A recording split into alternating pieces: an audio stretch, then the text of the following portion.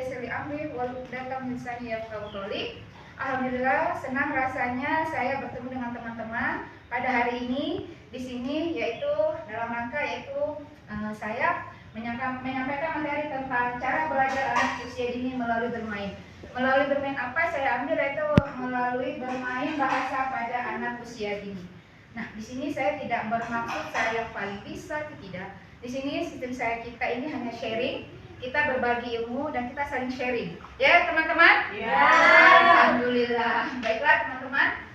Ini adalah cara belajar anak usia dini melalui bermain, yaitu bermain bahasa pada anak usia dini.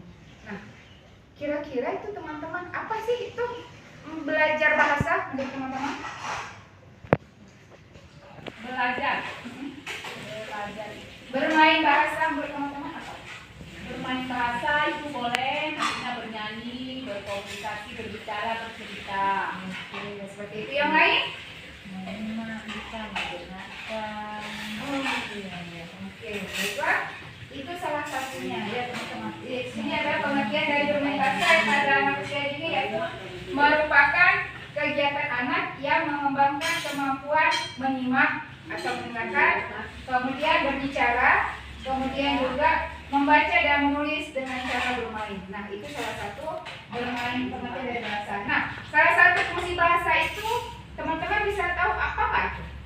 Sebagai alat komunikasi. Iya, salah satunya sebagai alat komunikasi. Nah, walaupun sebagai alat komunikasi, tapi antara yang menerima pesan dan menyampaikan pesan harus saling mengerti, memahami. Karena kalau tidak saling memahami, maka tidak akan terjadi komunikasi yang baik. Maka akan terjadi komunikasi yang miskomunikasi. Jadi pesan yang disampaikan tidak akan tersampaikan dengan baik. Ya.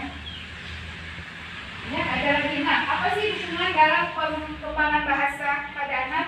Nah, yang pertama itu adalah membaca lantang. Apa itu membaca? Jadi apa sih membaca lantang itu? Mungkin teman-teman sudah lakukan itu di kelas ya. Nah, seperti ini. Yang pertama, sebelum membaca, perlihatkan sampul buku ke hadapan anak dengan wajah ceria dan penasaran seperti itu. Ya, misalnya bukunya seperti ini. Nah,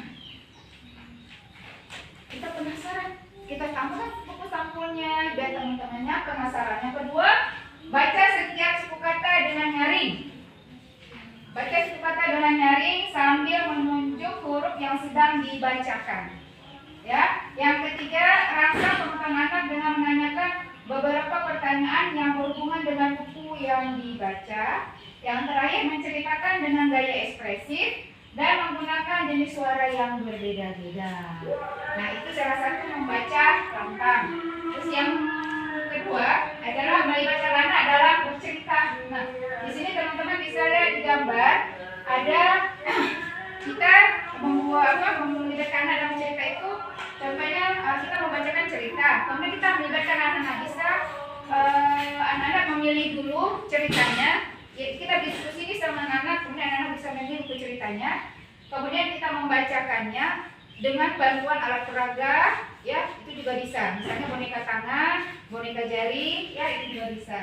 Kemudian menggunakan alat peraga, kemudian menggunakan mimik muka, intonasi dan juga berbagai suara untuk membuatkan cerita. Nah, itu melibatkan anak adalah bercerita. Yang ketiga, menyediakan lingkungan yang kaya akan keaksaraan. Nah, di tempat teman-teman, di kelas teman-teman itu ada nggak? Sudahkah menyediakan lingkungan yang kaya keaksaraan? Teman-teman? Sudah. Misalnya, bagaimana teman-teman menata lingkungan kelasnya itu? Iya, ada poster, ada kata, iya, iya. Jadi bagaimana cara kita ya menstimulus anak-anak dengan menata lingkungan kelas kita itu dengan menyediakan berbagai macam keaksaraan, baik itu poster, gambar, kemudian alat-alat atau wadah-wadah arah kita itu juga bisa kita kasih penulisan ya di wadah itu, sehingga anak-anak itu kaya akan lingkungan yang penuh dengan keaksaraan. Oh, bisa juga sih kita buat dari pledo itu membentuk dari pledo, angka juga bisa kita bentuk. Nah, itu juga menambah keaksaraan pada anak. Nah, bagaimana sih KIS mengembangkan keaksaraan pada anak? Nah, yang pertama, ajak anak bermain peran atau memainkan peran dari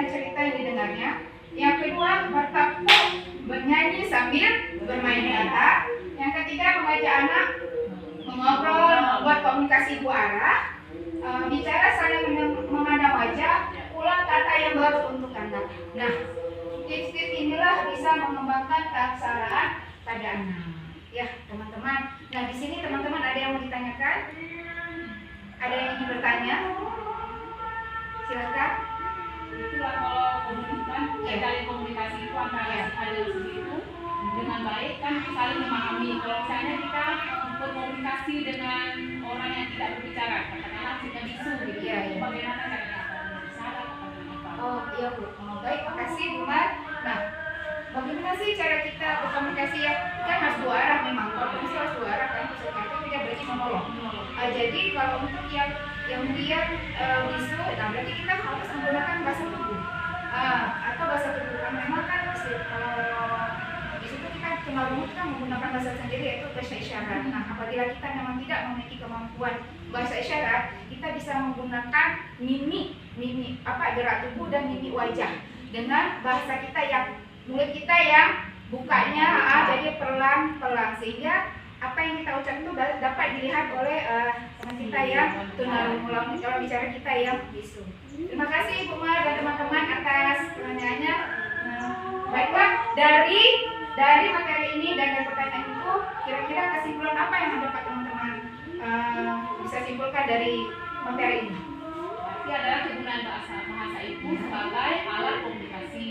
Dan kalau kita menggunakan bahasa itu dengan bahasa yang lantang yang dapat dipahami oleh diri kita setiap menggunakan mimik wajah tadi ya, biar dapat dipahami dengan suara yang keras, bisa berpindah-pindah mana suaranya itu bisa berbeda-beda lain menggunakan intonasi yang berbeda.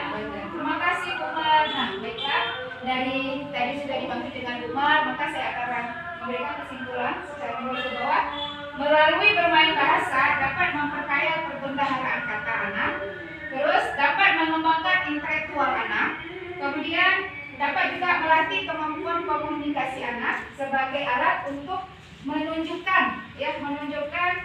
dan mengembangkan ekspresi si anak. Ya, disitulah fungsi kesimpulan kita pada hari ini pada materi ini. Baiklah, demikian saja teman-teman materi saya pada hari ini. Apabila ada penyampaian saya, kata saya tidak berkenan, saya mohon dimaafkan. Karena kesempurnaan kami kawal, saya banyak kehilapan. Wabillahi taufiq wal hidayah. Assalamualaikum warahmatullahi wabarakatuh.